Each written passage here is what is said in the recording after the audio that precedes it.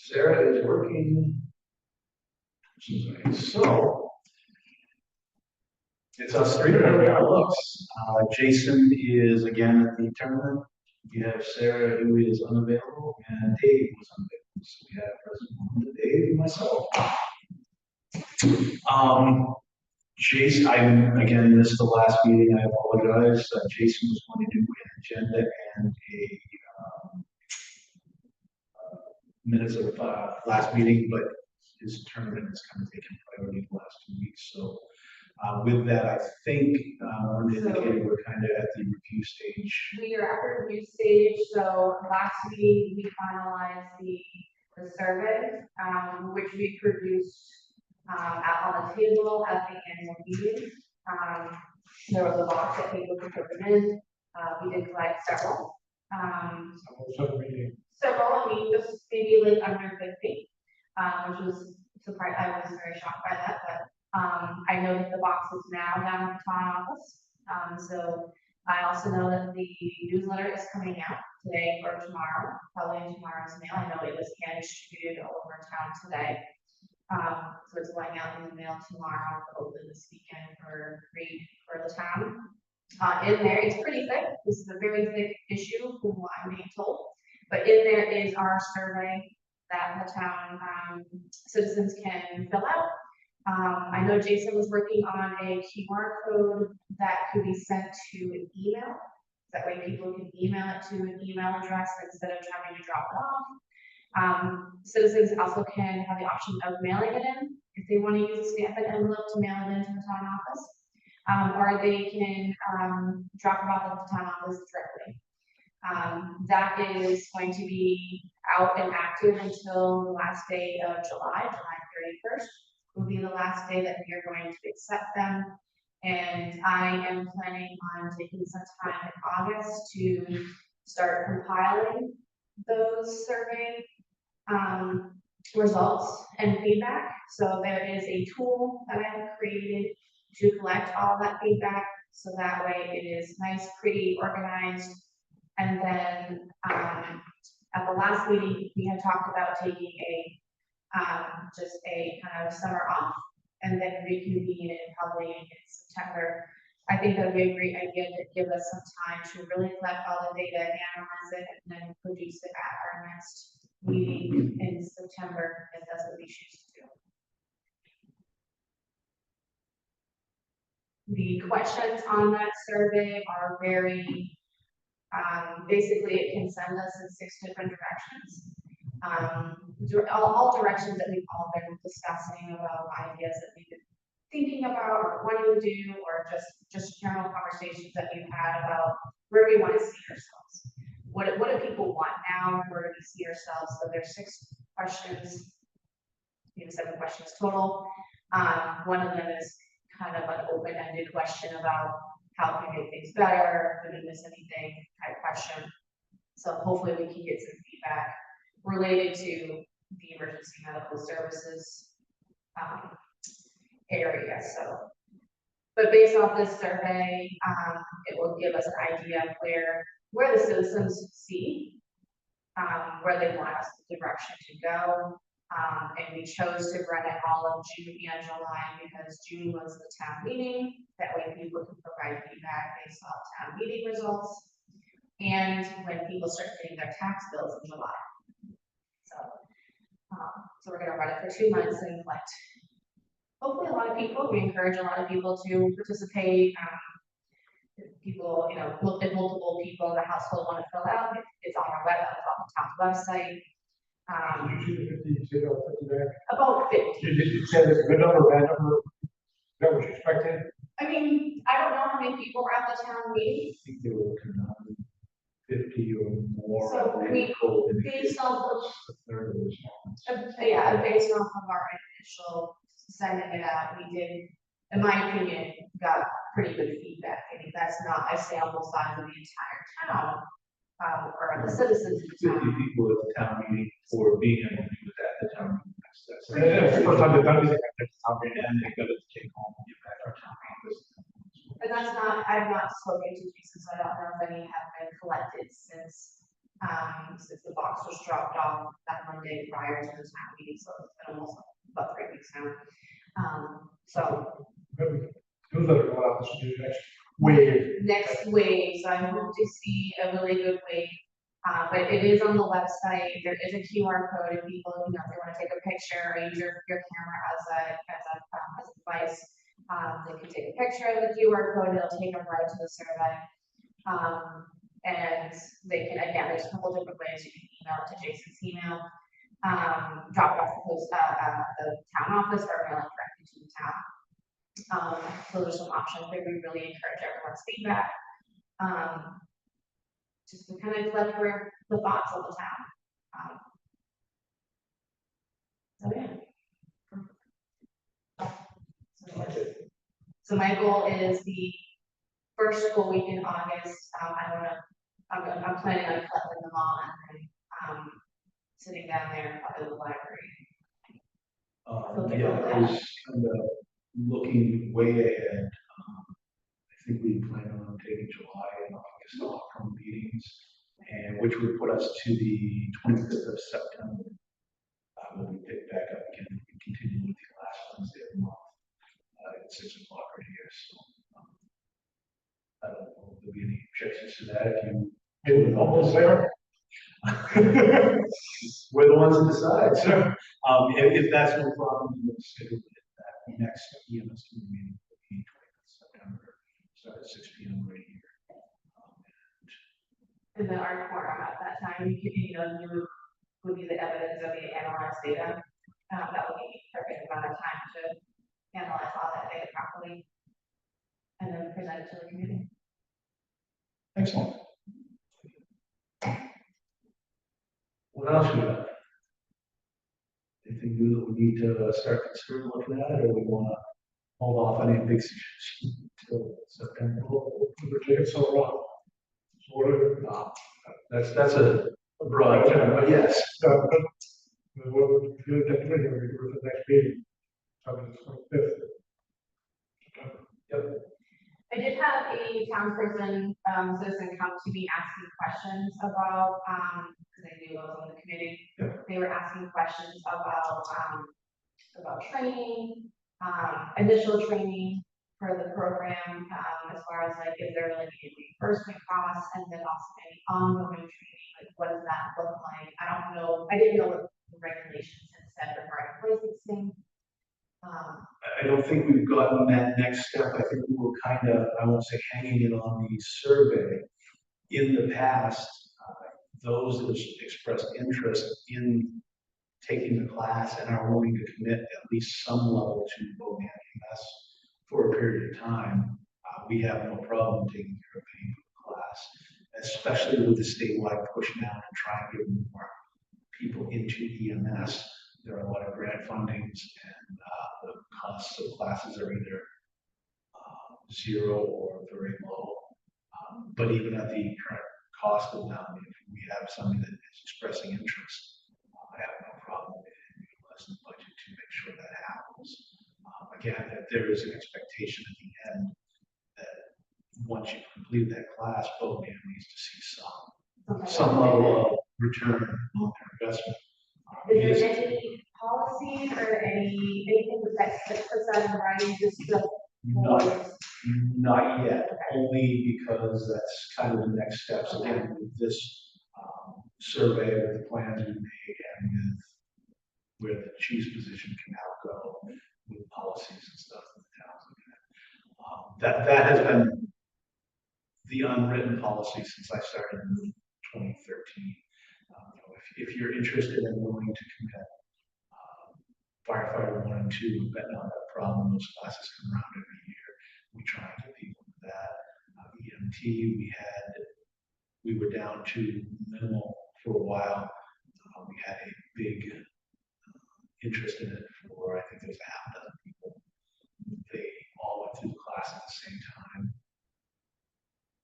Not everybody's still either in town or continuing on with an active participation, but they are still part of BODAM and they still utilize it on some level. I've got a couple of them more geared towards the fire department because that was their original intent, was to make sure the fire department was covered. So emergency calls aren't their forte. I've got probably 3 firefighters now that have some level of interest in joining the EMT level training. So that's Anybody else? absolutely, absolutely. I mean, it's tough to get them in and get them to that EMT class right off, only because it is not something that's easily available. Right, it's like the fall, spring, it doesn't happen very often, and there's only a certain amount of slots, it's not as. And even if we had 3, that doesn't mean anybody else has 3, 4, 5 that want to join. We've got to have a class of 10, 15. Always have to keep your central time. So, it's a matter of getting our level of interest coinciding with their ability to provide class and training. I think we'll do well with in-house and getting them to that stuff. What is the requirements for a person who currently holds a mark and get a basic license? Is there some training, like set amount of hours per every 2 years or something? Or There is, I'd have to review. I know that my license went through COVID, so I've actually been extended for a short period of time. So I can those credits fall because, but I will. But there is a certain number of credit hours that you have to every year to continue the license. And those trainings, those CEHs are offered through area departments. Typically, we meet and we have a training that's able to be applied towards CEHs. We would do the same for apply for CEHs. I know Thompson has opened up to us. Pittsburgh has opened up to us. Lisbon EMS, we just signed that contract. We signed that contract with Lisbon as of July 1st. They've offered resources. They have Northeast up to this point has offered community services and trainings and stuff. So we have an abundance of options. It's just a matter of us having for some of us, it's a matter of coordinating that time and being able to attend those classes and trainings. A lot of them coincide with this year or this getting used or whatever. So, but that is where the CHs will typically come. So, again, significant amount annually or biannually that you have to keep your certification in good standing, and that's in various areas, trauma, assessments, all that stuff. So, Is there any, this is a loaded question. Is there any thought of the training schedule to try this? not yet, only because I don't have a training schedule as such created. I missed a significant amount of time serving previously, so that kind of jumped over the end of the year, beginning of the new year to create it. And then this year there was nothing created, so the options that kind of set that schedule. There will be in the future. This is kind of a lot of meetings. It seems to be saying what to do. That is definitely one of the areas to focus or try and start focusing more on. We do a lot of training on Monday nights, but it's not. We need to get this started back on the training area. Well, exactly. You've got a lot of honeydews that need to be done in addition to the mandatory trainings. So trying to get those all incorporated. That's a lot. It makes it tough to put out a schedule on next week, next month, whatever, to say that this is what we're going to do. This is set in stone, and all of a sudden you find out that the test machines aren't available this week or these 2 weeks, and interior certification is a little bit more priority. Yes, what the design has been over the last 10 years is at the beginning of the year, we kind of set what we want to train on over the next 12 months. It isn't set in stone, but it says, in January, typically we want to concentrate on chimney fires and ladders and access, roof vents, that kind of thing. Since those are typically the kind of fires we fight in June. February, March, we concentrate on cold water rescue trainings. Obviously, that's what we see more so on the ice out. April, May, extrications, for vehicles, things like that. June, July, August, those are kind of hit and miss. We've always found out that everybody's at the end of the school year, they're on vacation, it's 90 degrees out, humid, put the guys in bags and suits. That's what they're gonna have to do. It doesn't seem like a worthwhile venture to put that in jeopardy just to ensure that they can be put in jeopardy. So, Actually, just look at something to draw attention. I had a chimney fire last year. I would want to, in my crossing was interesting. absolutely. I think trying to get a standard across the board, this is gonna be the schedule, won't work, but true point, but adding that over the next 12 months, these are what we're gonna concentrate on. Right. You've got 48 meetings a year, give or take 2 meetings a year, but not all of those weeks count for a meeting. So you're down to 42, 41 by the time vacations and just the way the schedules work out. If I got 10:36 of them.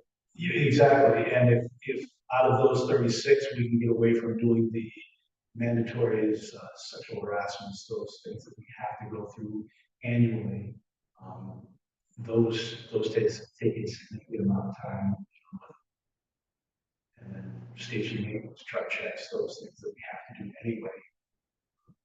You're down to 20 weeks. Yeah. Now, what are the most important 20 options that we have that I can depend on most of the crew making it to? Not everybody makes every meeting, just the nature of it. So, you might have interior firefighters that are making 15 or 20 trainings a year. Probably not the optimal numbers for training, unfortunately. Because the training's up. Yes, the effectiveness of the training, what you're doing, absolutely. But with volunteer service, that's kind of 20, 60 hours of training for an interior firefighter is better than 20 hours of training for an interior firefighter. So it's a juggling act, and we're just trying to get that sweet spot, I guess. And it's just an opportunity to get people to come and help spread the wealth. If people know more going on, they might be more willing to come and help. Awesome. It's just a possibility.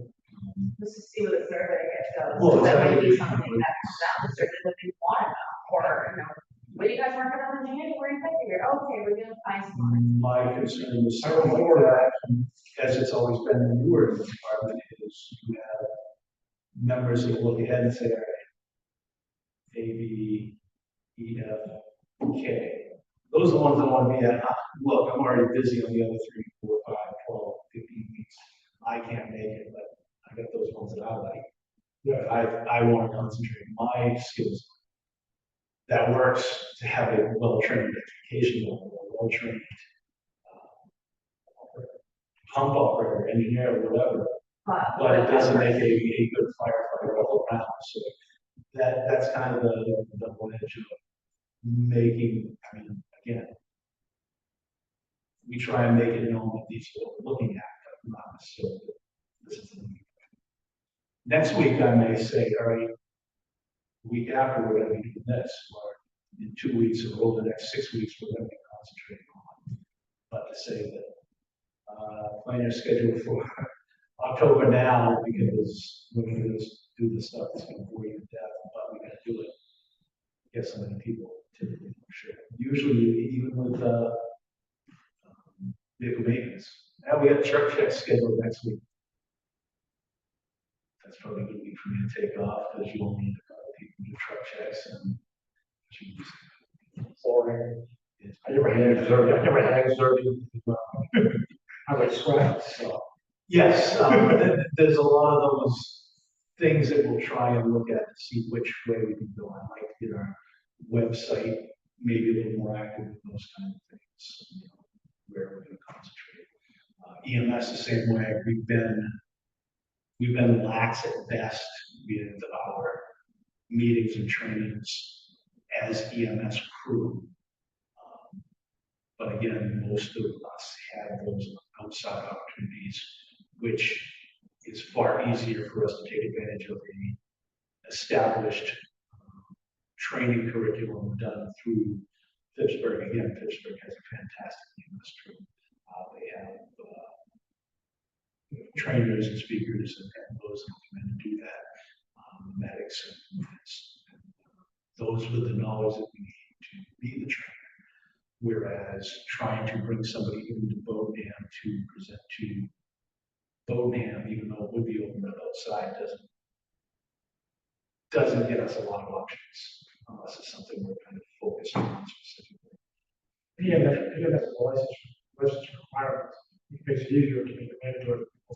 Absolutely, absolutely. If you don't have the license requirements or CEHs in, you don't bother trying to sign up because we won't let you. So the fire services go out with that. Fire services coming around to it. They do OSHA standards. They're pushing a big step in that direction. They have not. They're still in the review phase and the comment phase. I believe that's open for another. That was right on. If it hasn't closed in the last couple of days. OSHA or state? OSHA standards. And the state will look at it. OSHA right now, they have some 600 pages of changes to update their fire brigades to volunteer EMS services. It's far overdue for OSHA, but their timeline to enact it and some of the requirements are just not going to happen. And it's not exactly, it's not something Bodenham is saying, it's not something, you know, Central Maine is saying, it's something the entire country is saying, you know, New York, New Jersey, all the way out through the same. My wear packs, that's costing. Oh, it's big bucks. It's big bucks. But they're all saying that, you know, oh, okay, yes, we understand that your rules and regulations are sadly outdated. You haven't updated them for some 40 years. But to say that next week you are going to go from 0 to 200 miles an hour and everybody needs to be in compliance is just not realistic. Manufacturer can make it a what are they regular? Absolutely not. And then the New York City's gonna have how many? That was the big concern when you looked at the new standard for airbags is everybody's going to be in compliance within the next 2 years. How the heck are we going to do that? There's no way that NYFD, Los Angeles Fire Department, all the other huge fire departments across the country are going to come into compliance, and Bodenham with 15 airbags is going to be able to tag along and actually. So if we turn it over to, that's all that is. Why do we do such a year? We're looking at right now $4,800 to $5,500 for 7 years. So including boots and helmet. It's absolutely ridiculous. But over $1,000. And those were some of the standards that they said 10 years it's out of service no matter how much you use it. Again, another unrealistic rule that small departments, volunteer departments just can't. It's not like you can take it from the full-time department and take it out and use it. It's illegal. Yeah. How many structure fires do we typically go to? In the last few years, it's been a lot more than it has in the previous years, but even then, we're not wanting call in, call out day after day, like the full-time departments. You know, you see even Brunswick running, you know, 3 or 4 calls a day in addition to the EMS calls. So their gear is on, in the hazard, out of hazard, in the hazard, out of hazard. Our gear goes out to a crash call, comes back, gets washed, hangs on the rack until next month, next week, whatever it may be, that we have that fire call that, all right, I was outside support, but it still says that your interior guy or your gear is 10 years old. Oh, for sure. I remember the long coat and long boots, and that was it. But So, What's that fight like? You didn't want to wear tunnel pants. You really, on the other base, whole night. You have your 4-inch hose. Jordan King bread. so that's kind of, it's, again, the town authorized the full-time chief position starting July 1st. So now you have that opportunity to concentrate on that too. But the retention and recruitment, what do we need to do to get more through the door based on, EMS surveys should translate nicely into firefighting, I believe, within reason, or at least give us a good general direction. What works, what doesn't work. Problem you look at, especially recruitment retention, is it's not just low net, it's not doing it right. It's statewide, nationwide. And it isn't that they're not doing it right, it's that there are just fewer people that are willing to commit to that 600-page OSHA standards in addition to 52 weeks, commitment. You want me to volunteer to go? You want me to volunteer to do it. You want me to come out on Christmas Eve, New Year's Day, whatever it may be, for a crash, fire alarm, structure fire, whatever it is. So that's where that conversation kind of was going earlier is, it's nice to say, geez, we've got some station work that needs to be done. We need to do some lawn maintenance, we need to do some tree trimming or whatever. But it gets tough to say, right, I know you commit to 52 weeks out of the year. I know you commit to fire calls at 3 in the morning. Any chance you can give me some more of your family time to spend with me and stuff with it? So, again, juggling act, you pay a full-time guy, you give him 24 hours a week or whatever it is, then, all right, this is what we're doing today. You got a volunteer guy that's making somewhere between $4 and $18 an hour, depending upon how much they're making, which is roughly translated into what we're making now is between $4 and $18 an hour, depending on whether you ask them to commit more and more and more of their time. That's an easy way to say it. I just can't handle them off the door. I've got wife, I've got kids, I've got a husband, whatever it may be. I've got responsibilities that I need to maintain too. So. When I was back in 2012, it was to be. Exactly. To be an aunt. It was to make one million all hours of the night. Doesn't matter if it was a crash or lift off the floor or lift a disc or fire, it didn't matter what it was. It was her and I, and it got to the point where it was every night. Absolutely. I mean, having a full-time job, I couldn't commit to every night. Luckily, with my retirement from Brunswick, that was obviously paying bills. That was where I had to be. I couldn't say, I'm not a fire on that. It's called that. This new schedule is the way it's supposed to be. So I missed a lot of calls at night leading up to sitting there. That house explosion and structure fire I had just a few weeks ago. I'm sitting at work and then listening to calls. I don't know where Thanks, guys. luckily, that's where the training and quality individuals step up and make at least an easy listen on the other side. You got people that know what they're doing. So, that's kind of what we're trying to get. So that's the big plans as we go July 1st forward is, where do we go with all this? How do we get more of these people that are actually committed to a point that can jump in and say, all right, I got this structure fire, I got this explosion, I can do this. I can do a multi-injury crash and do it effectively with the crew that shows up. So that's what we're trying to figure out. But if you got any good pointers that will work, then I would love to hear them. But I guess with that,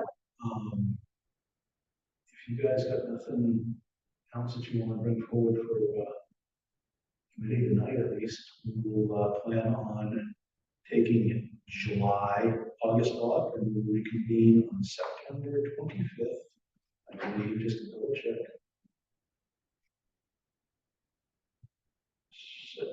October 25th will be the final Wednesday of the month.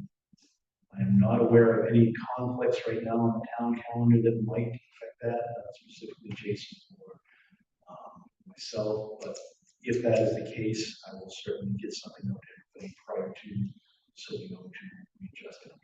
But I think at this point, the town has made it more or less known that we meet on the last Wednesday of the month. So there's no sense in us changing that. For sure, it's worked so far. With that said, Do it. that is one of the, thank you both for showing up tonight, very much appreciated. Definitely appreciated the work you put into that survey, so hopefully we'll get some really good feedback on that. Yeah. That's a powerful. I'm hoping to be, Thank you for those who participated. Yeah, so my goal afterwards is to thank people, thank you for social media, news